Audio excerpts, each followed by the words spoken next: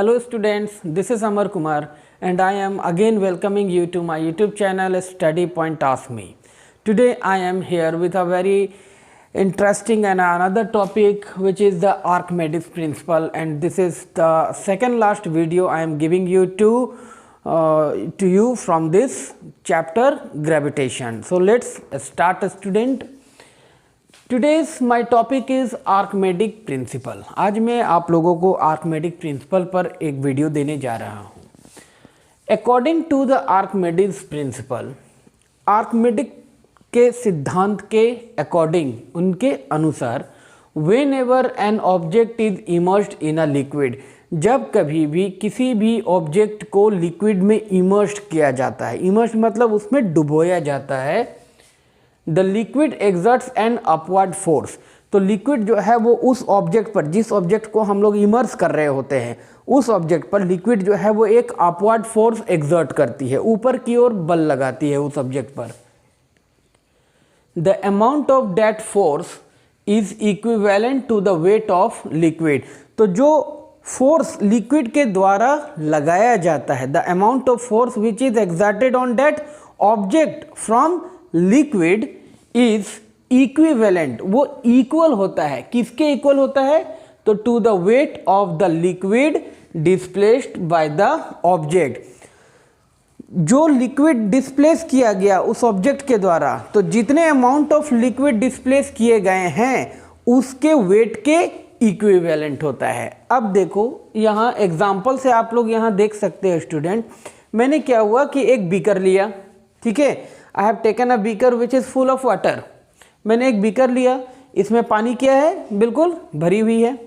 अब ये figure number A, ये बी में आप देखोगे मैंने यहाँ पे क्या किया कि एक राउंड ऑब्जेक्ट है ना, इसमें इमर्स कर दिया. आप यहाँ देख पा रहे हो कि ये ऑब्जेक्ट जो है वो इस वाटर के अंदर बिल्कुल भी इमर्स्ड है. तो इसके इमर्ज होने के वजह से, ठीक है, इसके इमर्ज होने के वजह से यहाँ से जो लिक्विड फ्लो हुआ, यानी कि जो डिस्प्लेस होकर के बाहर गया.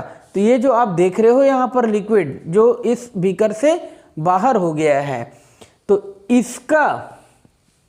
इसी के बारे में मैं बता रहा हूँ. The amount of that force is equivalent to the weight of the liquid. तो यहाँ जो आप ये लिक्विड देख रहे हो student, this liquid, or you can say the weight of this liquid is equivalent to the force exerted by that liquid. ठीक है, यही कहलाएगा आर्किमेडिक प्रिंसिपल. मैं फिर से समझा दे रहा हूं कि according to Archimedic principal, आर्किमेडिक principal के अकॉर्डिंग में क्या है कि जब कभी भी किसी ऑब्जेक्ट को लिक्विड में इमर्स किया जाएगा, the liquid exert an upward force. तो लिक्विड जो है वो एक अपवर्ड फोर्स लगाएगी. ठीक है,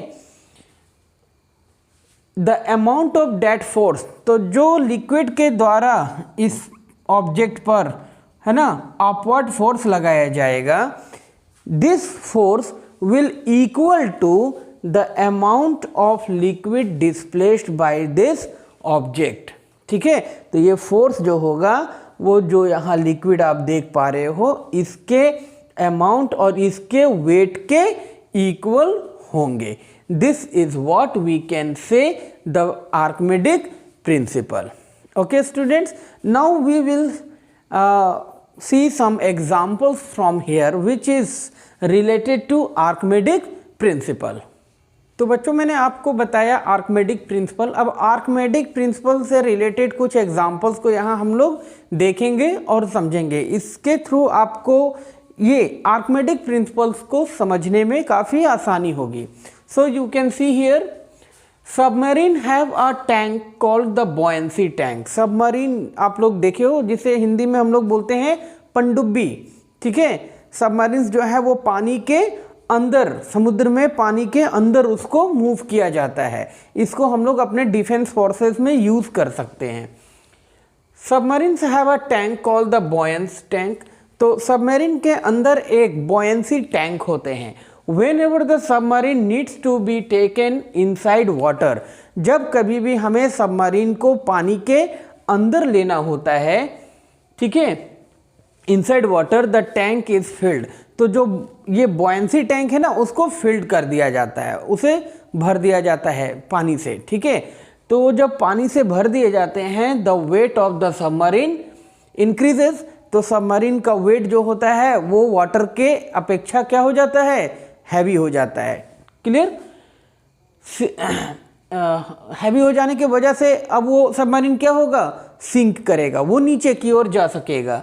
similarly when the submarine is to appear above water, तो उसी प्रकार जब हमें सबमरीन को ऊपर लेना होता है, वाटर सरफेस पर लेना होता है, then the tank is emptied and the weight of the submarine becomes lighter. तो इस टैंक को, जो बॉयंसी टैंक है, इसको खाली कर दिए जाते हैं, इससे वाटर को रिलीज कर दिया जाता है, निकाल दिया जाता है, जिसके वजह से क्या है कि ये सबमरीन का वेट जो है वो लॉस हो जाएगा, डिक्रीज करेगा और वो कैसा हो जाएगा, हल्का हो जाएगा, and becomes lighter and rises above the water. और इस तरह से वो सबमरीन जो है वो फिर से सरफेस पे आ जाती है। तो आप लोग पिक्चर्स में भी देखे होंगे, कई मूवीज़ में भी दिखाया जाता है कि सबमरीन को, है ना, नीचे लिया गया, ऊपर लिया गया, मूव कर सकते हैं हम लोग, है ना, उसको चला सकते हैं। तो जो अप एंड डाउन का जो सीक्वेंस है ना, जो थ्योरी है, वो इसके अकॉर्डिंग में काम करता है स्टूडेंट। ओके, एक और एग्जांपल यहाँ पर मैं आपको बताता हूँ। आप देखोगे यहाँ पर ships are heavier than water. अब शिप्स, जो बड़े बड़े शिप्स होते हैं, कार्गो शिप्स जो होते हैं ना, वो बहुत हैवी होते हैं, उस पर हजारों लाखों टन का सामान जो है वो एक जगह से दूसरी जगह ले जाया जाता है। तो वैसे शिप जो है वाटर के अपेक्षा देखा जाए तो वो काफ़ी हैवी है, तो उनको तो डूब जाना चाहिए, लेकिन वो डूबते नहीं हैं। यहाँ सवाल है कि आखिर वो डूबते क्यों नहीं हैं। तो ships are heavier than water but their unique shape gives them a large volume. तो उनके ना डूबने का कारण है उनका यूनिक शेप, उनका जो आकार जो दिया गया है उस शिप को, उसकी वजह से वो नहीं डूबते हैं, ठीक है। Give them a large volume, उनके उस शेप के वजह से उन्हें एक लार्ज वॉल्यूम गेन होता है, और उनके जो ये वॉल्यूम है उनके वेट के अपेक्षा ज़्यादा हो जाता है। Their volume is larger than their weight. तो उनका जो वॉल्यूम होता है उनके वेट से अधिक हो जाने के वजह से, ठीक है, ये सिंक नहीं करते हैं। And hence the water displaced by the ship, तो जो वाटर डिस्प्लेस किया गया उस शिप के वजह से, उस शिप के वेट के वजह से, provide it with the right of thrust, तो उसे एक right amount of of thrust, यानी कि नीचे से बॉयंसी फोर्स लगेगा उस पर, ठीक है, जितना अमाउंट ऑफ लिक्विड को वो डिस्प्लेस किया है, ठीक है, so that it can float on water. तो अभी मैंने आपको आर्किमेडिक प्रिंसिपल में क्या बताया कि जब किसी लिक्विड में कोई ऑब्जेक्ट को हम इमर्स करते हैं तो लिक्विड उस पर एक अपथ्रस्ट, ऊपर की ओर उस पर एक बल लगाती है। This is called the force of buoyancy, ठीक है। अब ये जो बल लगा रही है वो कितना बल लगा रही है, तो वो उतना बल लगा रही है जितना उस ऑब्जेक्ट के द्वारा लिक्विड को डिस्प्लेस किया गया उसके वेट के इक्वल। तो यही कहलाएगा आर्किमेडिक प्रिंसिपल, और ये दो एग्जाम्पल्स के थ्रू मैं आपको ये आर्किमेडिक प्रिंसिपल समझाने का कोशिश किया। आई होप आप सभी को आर्किमेडिक प्रिंसिपल में अब समझने में कोई परेशानी नहीं होगी। मैं बस आप लोगों से ये कहना चाहूँगा स्टूडेंट कि you all should regularly watch my this video. मेरे पीछे के दिए गए जितने भी वीडियोस हैं उनको आप लोग रेगुलरली वॉच कीजिए, then only you will get the benefit from here.